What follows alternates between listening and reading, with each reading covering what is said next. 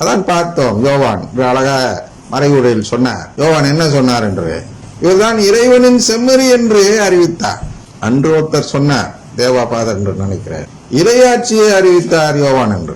இந்த திருவருகை காலத்தில் யோவான் குறித்து தான் அதிக இது வரும். ஏனென்றால் தொடக்க விவிலியத்தை படிப்பார்கள். ஆனால் அதை நாம் பேசுவது இந்த இடத்தில் நன்றது. என்ன என்றால், யோவான் என்ன நற்செய்தி அறிவித்தார்?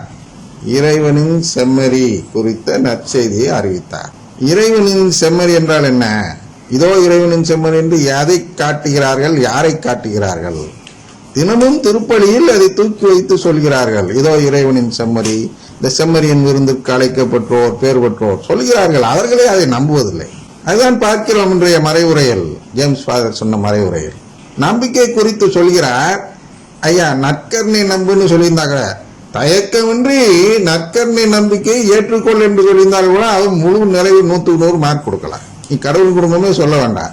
நற்கருணை பிடிச்சி தூக்கி காட்டதானே திருப்பலி வைக்க வாரீங்க.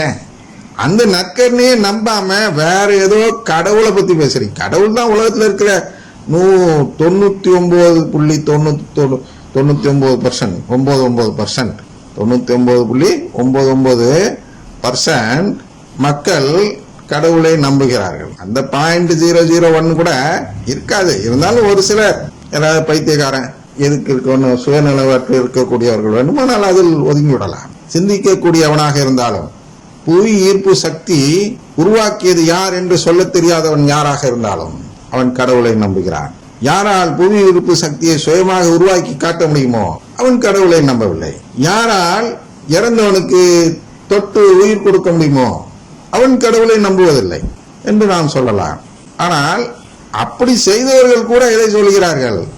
நான் கடவுள் நம்பிக்கை வைத்து தான் அதை செய்தேன்னு சொல்கிறார்கள். அதனால் இதற்கெல்லாம் பதில் சொல்ல தெரியாதவர்கள் கடவுளை நம்பவில்லை என்று சொல்வது ஒரு பொய். இதுக்கெல்லாம் பதில் சொல்ல தெரியல அப்படிங்கிறதுல அப்ப இதெல்லாம் உருவாக்குனது யார்? முதல் வாசகத்துல வருது இல்லையா? அந்த உருவாக்குனவர் யார்? ஏனெனில் விண்ணுலகை படைத்த ஆண்டவர் கூறுவது இதுவே. அதான் படைத்தவர் அவர். அவரே கடவுள். மண்ணுலகை படைத்து உருவாக்கியவர் அவரே.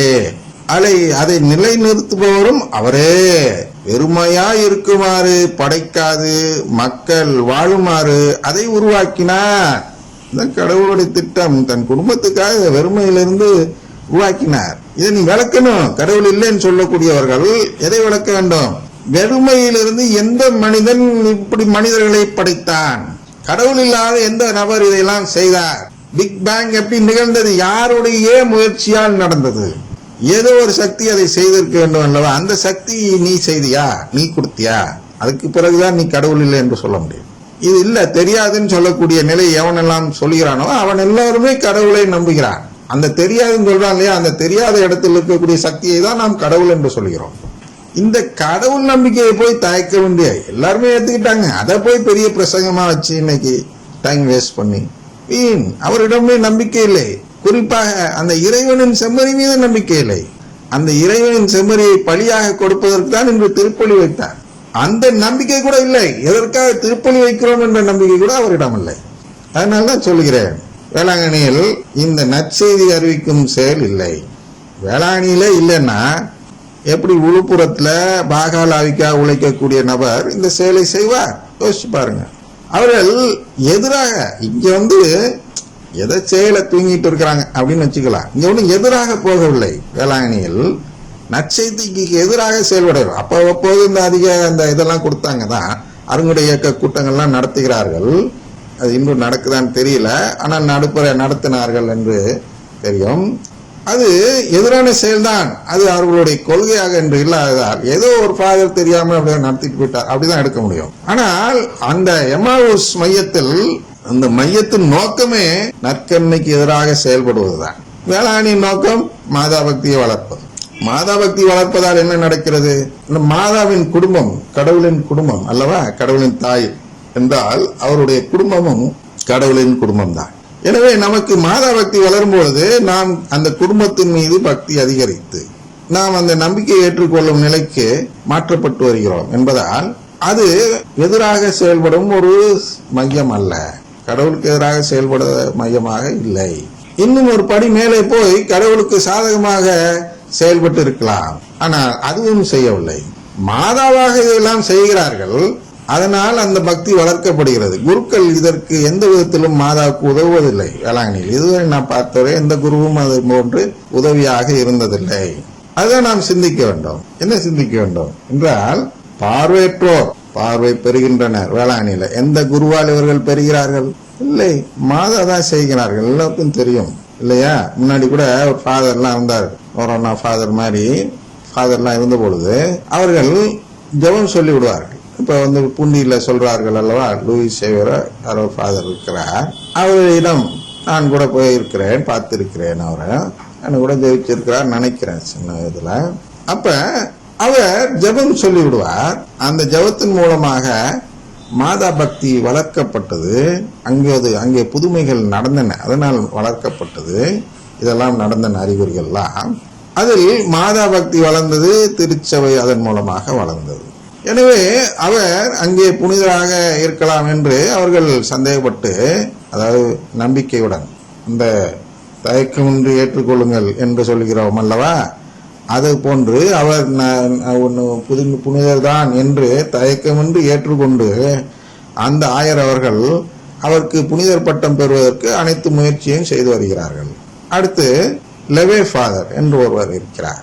சருகனி என்ற ஊரில், ஓரியூருக்கும் தேவக்கோட்டைக்கும் இடையே உள்ள ஒரு திருத்தலத்தில் அவருடைய கல்லறை இருக்கிறது. அவர் ஓரியூர்லையும் குருவாக இருந்தவர். இறந்தது சருகனியில் என்பதால் அவருக்கும் புனிதர் பட்டம் பெறுவதற்கு அனைத்து முயற்சியும் நடந்து புனிதர் பட்டம் பெறுவதற்கு நாள் கூட குறிக்கப்பட்டு விட்டது என்று கேள்விப்பட்டேன். அடுத்த மாதம் என்று நினைக்கிறேன். இந்த மாதமா அடுத்த மாதமா என்று தெரியவில்லை. அவரும் இது போன்றுதான் ஜபங்கள் சொல்லுவார். அங்கே புதுமைகள் நடந்தன.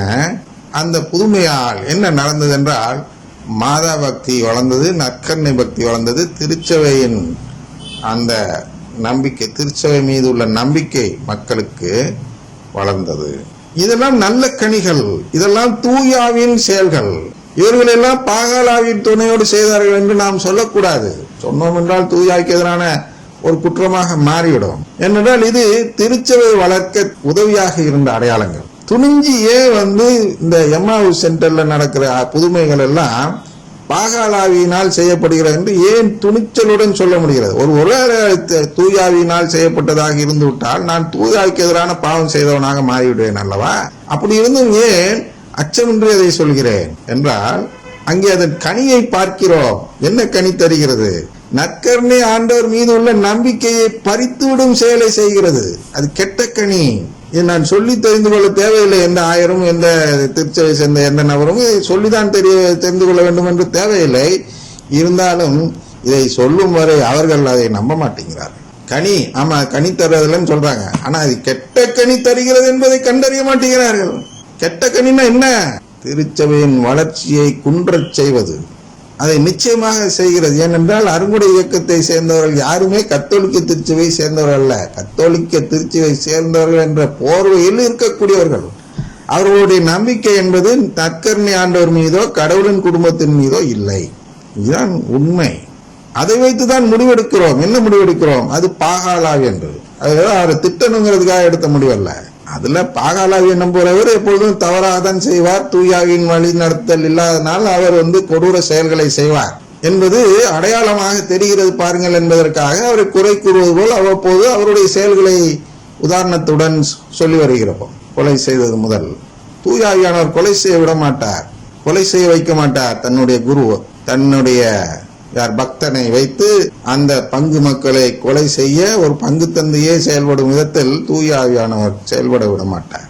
பாகாலாவிதான் அது போன்றெல்லாம் செய்வான். அவன் ஒரு கொடூரன். அவனை பின்பற்றும் இந்த பங்கு தந்தையும், இந்த பங்கு தந்தையம் இருந்த அறிப்ப இல்லை, அந்த அதிபர் தந்தையும், இது எம்மாவூஸ் அதிபர் தந்தையும் பாகாலாவியை பின்பற்றுவதால் அவனும் ஒரு கொடூரனாக இருக்கிறார் என்பதை காட்டுவதான் ஒரு தன்மை. இது பாகாலாவின் தன்மை கொண்டவராக இருக்கிறார் பாருங்க. அபிஷேகம் செய்யப்பட்டவர் தான், நான் என்ன என்று சொல்லவில்லை. ஆனால் உன்மீது இறங்கிய அபிஷேகம் என்பது பாகாலாவியின் அபிஷேகம். உனக்கு கிடைத்த தூயாவின் அபிஷேகத்தை அசுத்தப்படுத்திய பாகாலாவின் அபிஷேகம். இந்த அசுத்தமான அபிஷேகத்தை பெற்றுக்கொண்டா தூய்மையான திருத்தலமான வேளாணியை கேட்கிறீர்கள். கேவலமாக இல்லை, இல்லையா? எந்த ஒரு அருங்குடை இயக்க குருவும் வேளாணியை கேட்க கூடாது. அப்படி ஒருவர் கேட்பார் என்றால் அவருக்கு இருக்கிறதுலே ஓரத்தில் இருக்கக்கூடிய வறுமையில் வாடி வருமானமே இல்லாத ஒரு பங்கை ஆயரவர்கள் கொடுக்க வேண்டும். ஏனென்றால் அவர்கள் நம்முடைய திருச்சபையை களங்கப்படுத்தி அதில் இருக்கக்கூடிய நம்பிக்கையை அப்படியே சாப்பிட்டுட்டு வராங்க. அதெல்லாம் ஏற்கனவே பல விதங்களில் பல விவிலிய வார்த்தைகளை வைத்து ஏற்கனவே பார்த்து விட்டோம்.